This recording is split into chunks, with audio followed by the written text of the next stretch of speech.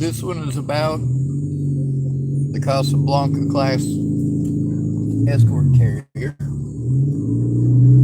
primarily. Oh, there's humans back there, and I didn't even see them. I feel like a jackass.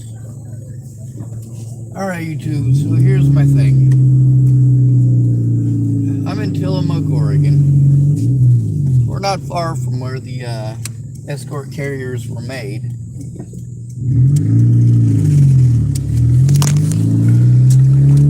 Bainbridge, Washington. Pretty cool place to go. I only know that because I've been there. When I was there, they weren't messing around with escort carriers, though. When I was there, they were busy dismantling aircraft, or not aircraft carriers, but submarines.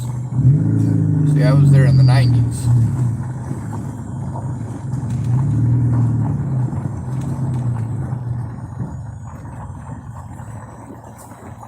The Casablanca class escort carrier is the most numerous carrier ever built. They're built at Bremerton Naval Shipyard.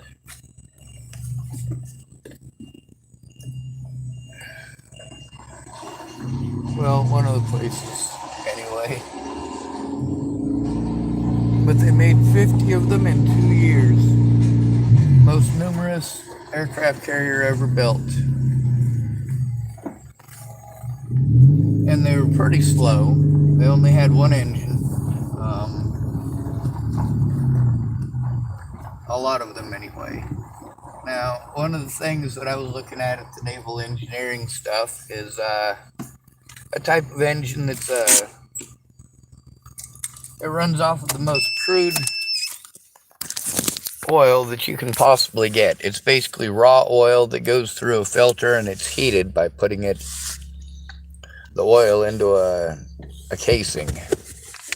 As the engine heats up, it heats up the oil. Of course, you got to preheat the oil before it'll start.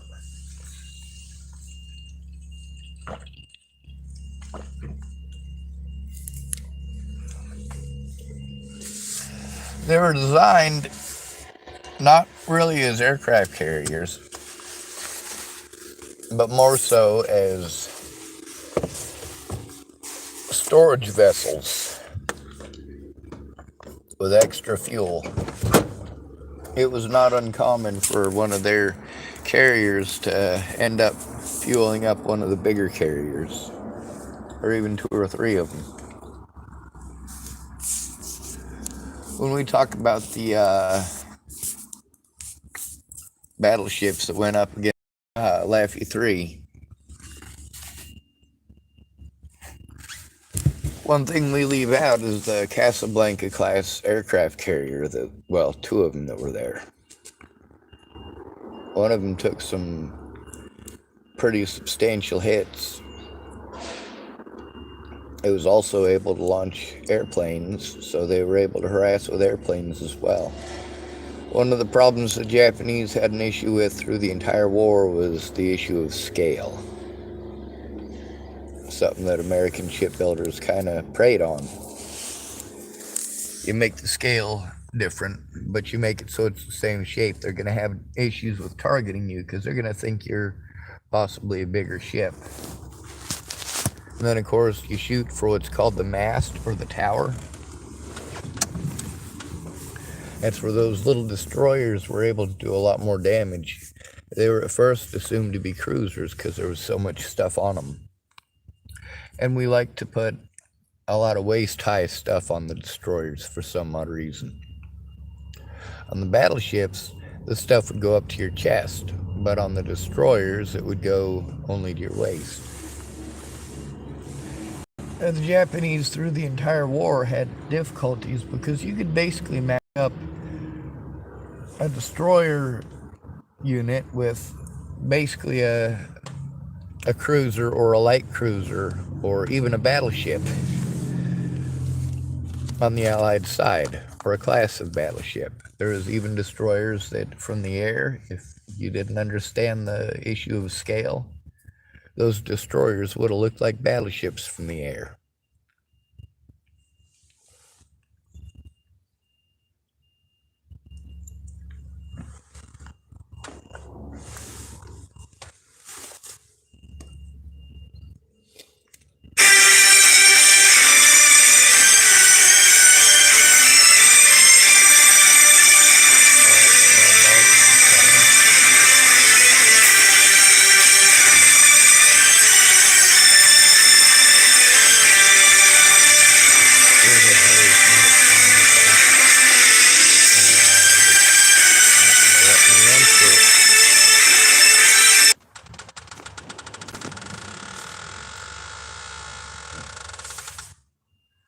That was ineffective.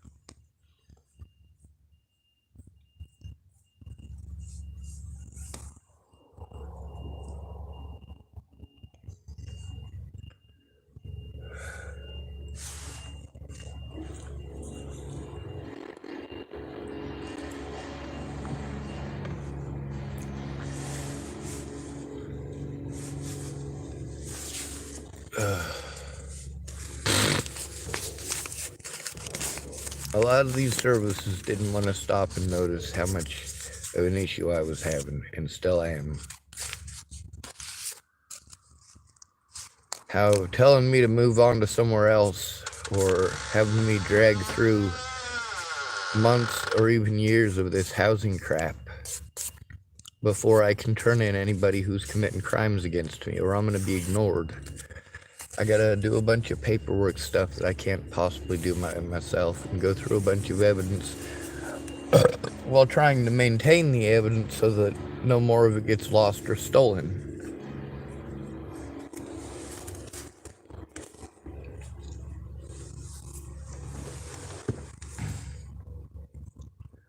So I suppose I will have to try to go to the library now instead of working on what I was planning on doing. That way I can call to Nell Boggs.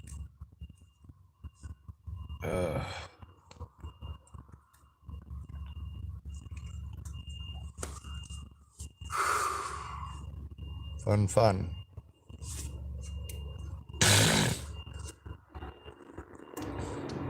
Anyway, my caseworkers that I had in Nebraska through Region 1, that was at first Tamara, and I don't know Tamara's last name. And, well, they'll have a record of who she is at Region 1. But the other one that they had was, I want to say I was supposed to have one named like Ashley or something like that, but by then I'd been able to find a place in Colorado that I could go to, and with all the advice that I was getting from all the mental health specialists anyway, saying, well, you really need to go to Colorado to the Front Range to get the kind of help that you need. Like, if people are hurting you and harming you and threatening you and won't leave you alone, and you literally can't be all doped up or you can't think straight, we need to find a way to actually help you out. If you go to the Front Range, get a hold of this place and get a hold of that place. And I made so many calls. It all came down to somebody that I knew, though. A therapist named Nicole Jarrell. Alright, I suppose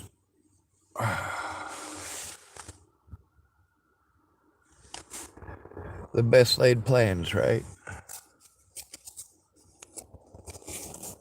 Well, let's get over to the library. Hopefully nobody messes with my vehicle over there.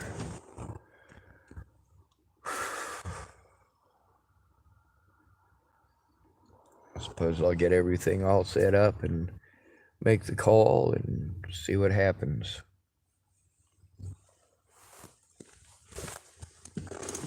She's supposedly on maternity leave, grand maternity leave for 3 weeks, so that makes it difficult.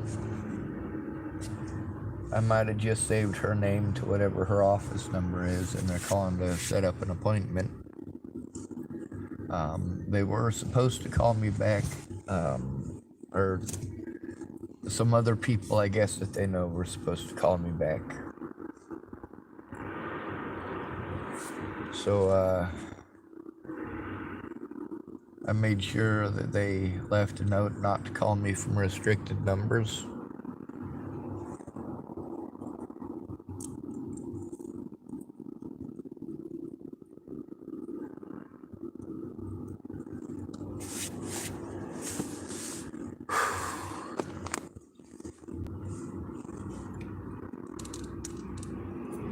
When I tried to let Danelle Boggs know about the safety issues with TFCC, it really did need to be taken seriously. The same thing as when I spoke to the officers about it. but it wasn't taken seriously.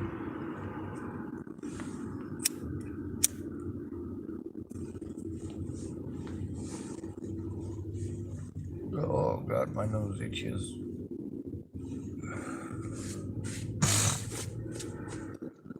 I'd like to state for the record that there are a lot of female friends of mine who ended up either hurt or dead because I wasn't heard. Because I would try to help people to the best of my ability when everybody else turned them down and said, I can't. A lot of people came to me for help. Being a homeless male made it very difficult and made my resources very thin. But I could always make time.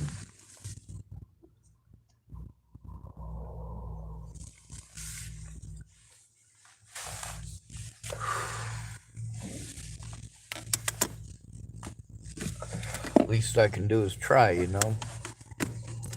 I'd pull resources together. People wouldn't really pull resources together to help me out so much. But when it was somebody that we mutually knew, a lot of people would say, well, dude, all I can do is send money. Well, all right, dude, you send money. You do what you can.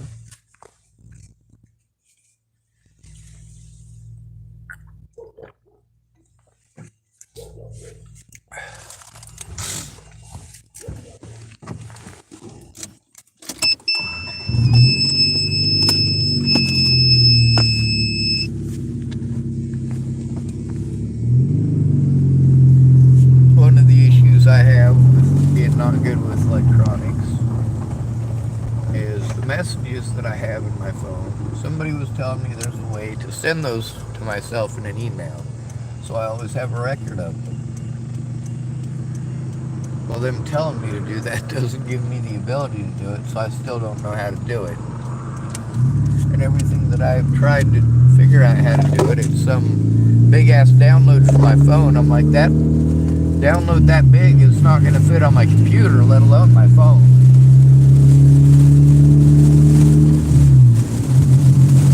Another thing I've been looking at is that I'm going to have to buy another computer. I can't use the one that's blank because as long as it's not used,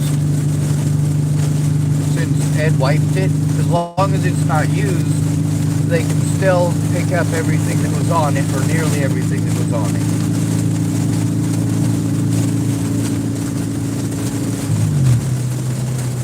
There's a lot of evidence there against,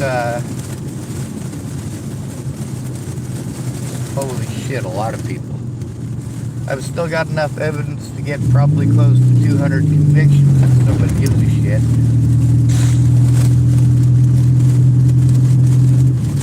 That's not counting the crimes I was forced to commit. Those are crimes that were committed against me that nobody gave a shit about. Including me having to go to law enforcement for help that law enforcement doesn't provide for men, especially homeless men. And even though by law they're supposed to, they're excused because they don't have the resources.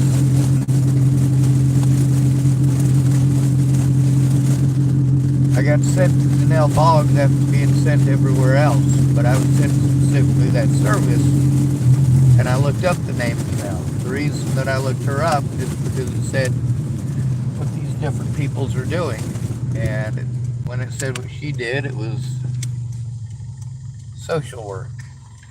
So she does know the ins and outs of it. Another thing is, she's going to try to deter me from doing what's right, because as a male, I really don't stand a chance in hell. I don't stand a chance in hell of having enough sympathy for somebody to actually even look at the evidence or even hear my side of the story without getting bored or interrupting 30 times and making a big mess of their understanding of it. And by the time they've made a big mess of it, I'm basically trying to get in as much as I can before they interrupt me again. And then it just sounds like I'm rambling. That'll drive just about anybody to fucking drink.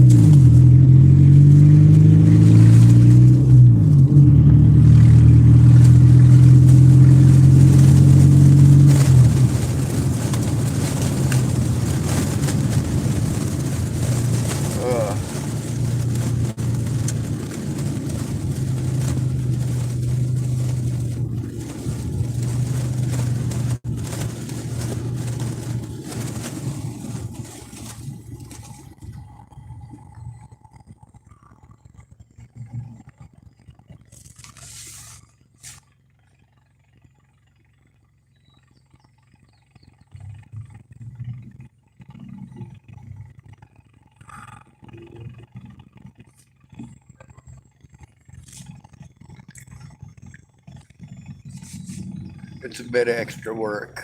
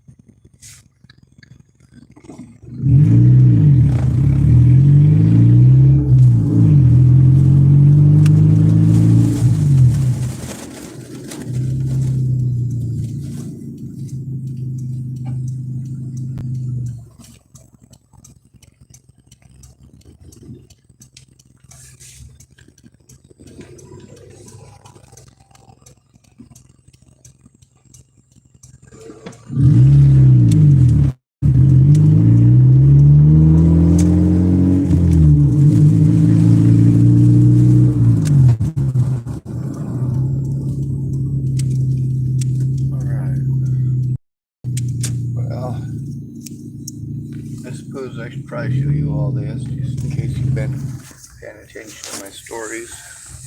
Here's the Masonic building. God, this is such a tiny fucking alleyway.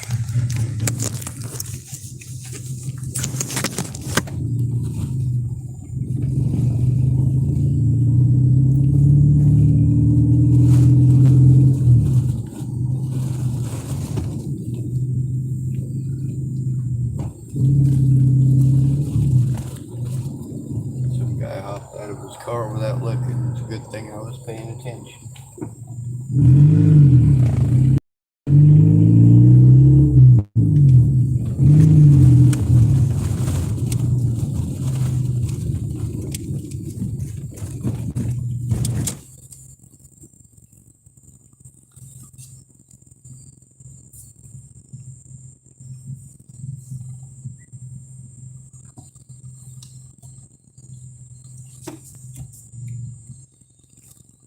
Actually.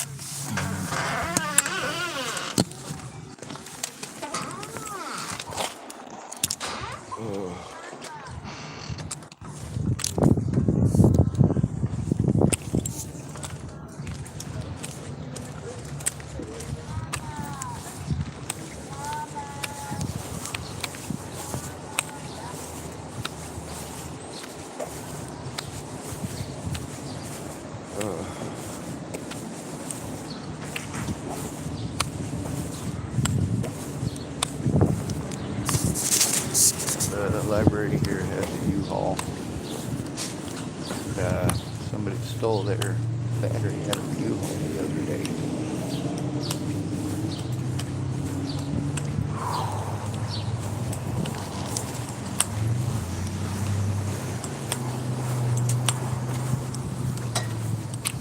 Not sure if anybody noticed, but I'm kind of a dickhead. I consider the library to be a public service, even more so than the police.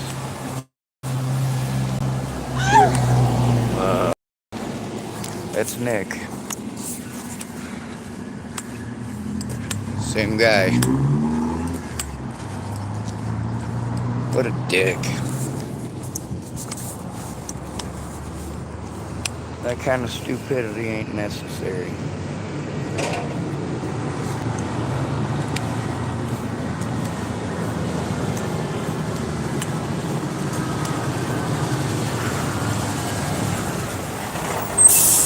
now he's got somebody who feels it's okay to take the dragon hat off. At first we tried going after Christian. Well, that's just not cool.